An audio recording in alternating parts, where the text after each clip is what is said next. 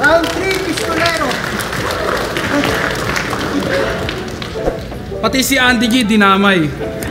Dinamay niya din. Porket kinaladkad niya yung QC, makikisabit ka din. Diba, pansin niyo ba kung sino-sino nirereklamo? Ang lupit ng banat mo, par. Pati yung pagpaparapol ni Tipsy din ng kotse, dinamay para makapagpaandar. Tanginan to. Round 1 at round 2, napakinggan nyo. Lahat ng masasakit kong sinabi, buong-buo niyang sinalok. Ngayong round 3, di na ako magpapatumpik-tumpik pa. Pag-usapan natin yung corn beef, tangina mo. Tanginan to, nagrarant sa sulugan. Corn beef lang daw pinakain sa kanila nung ahon. Talaga ba? O tangina mo, nung dinner silang seta, nakapila na sa buffet, di pa nilalabas yung lechon sa kahon. Tangina, corn beef lang pinakain sa amin, ba't naman ganun? Malamang ko, tangina mo, ano ba trip mong almusal nun? Tangina mo, nagtatago na lang tayo sa resort para mairaos yung event, tas gigising ka, nakala mo taga ron. Demanding kay Ari kang puta, papa mo ba yun? Breakfast nga, breakfast.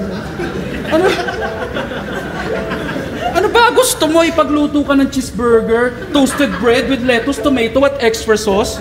Sa drinks may tubig, coffee, lemon at extra juice? Puta, lupit naman ni boss. May ma-issue pag kinapos. Masabi lang na may beef, kahit corn beef pinatos. Diba? Quarantine battles, pandemic. Tinawag niyang praning yung mga tao. Gawa-gawang sakit lang daw kanyang kinokondena. Tapos nung nasa sunugan ka na, sasabihin mo dahil sa flip-top nagka-COVID ka? Tanginan to, mga para lang makapanira, naging believer ka bigla. Gago, di ka nawalan ng panlasa, ang nawala sa'yo hiya. Pagkatapos ng laban mo kay Masta, may poison ka pa, bakit hindi ka nagsalita? Tangina, sa flip-top daw nakuha yung COVID, pero doon pinakalat sa kabila.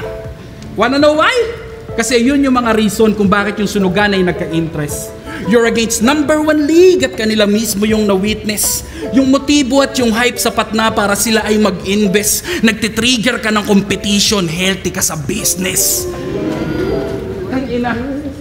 Tinatawag niya kaming battle rap slave kanina pa. Pero kami pa talaga?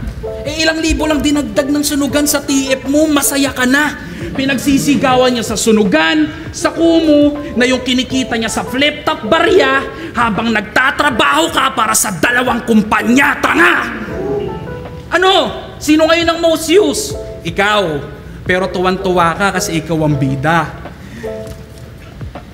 Pastang savior ng sunugan habang sinasalba yung kabilang liga. Round 1, typical na rima. Round 2, damay pamilya. Pag yung round 3, humihina. Siyempre, back to you, Enigma. Pansin nyo ba? Boring yung mga akata battles pag yung flip-top hindi niya tinitira. Sama mo pa yung uprising, 3G, Sisinyo para yung issue mas mabisa. Kaya kahit kanino ka pa mangamuhan o kahit kaninong liga ka pa pumila, flip-top pa rin ang dahilan kung bakit ka kumikita, hipokrito. Ano? Laban niya kay Apok. Sinadya niyang i-trigger si Apok nang idamay yung uprising sa verso niya. Ang dami mong sinabi, nirebatan ka lang ng eto ka. Di ba? Tanginan to, atapang atao porkit abouncer aawat. Okay lang kahit mukha siyang tanga. O ba't ngayon hindi mo tinitesting yan sa papalagan ka, ano? Ha? Suntukan tayo? Ha? Oh, that's what I'm talking about. He's always waiting for that opportunity. Nung sinabi ko siyang sasampalin ko siya, mukha agad pinansalo. Nung hinamon ko ng suntukan, sagot agad, tara ano. Basang-basa kita, tarantado, wag ako. Alam kong nag-aantay ka na lang ng papatol sa'yo. Kasi pag sinapak ko to ngayon, kinabukasan sikat siya. Sabay hashtag Akata Effect yung mga bobong fans niya. Eto, nagtuturo ng daan palabas ng depression. Naghahanap lang to ng damay. Pinagsisigawan yung peace of mind habang nagpaparami ng kaaway. Tangina kung sino-sino dinadamay para lamang kumonekta. Yung hindi kayang abutin, dinadaan sa pagprotesta, bistado na rototorepa. Wala kang karapatang magreklamo kung ikaw mismo yung problema. Tangina sa mga nanamantala ng init, hindi nyo na magagamit to. Kung taging kasiraan lang ng iba ang siyang nagiging kabig nyo. Pues ako naman magtatanong, Apex, sana maging tapat ka sa narito. Tama pa rin ba si Akata o mali mga sinabi mo?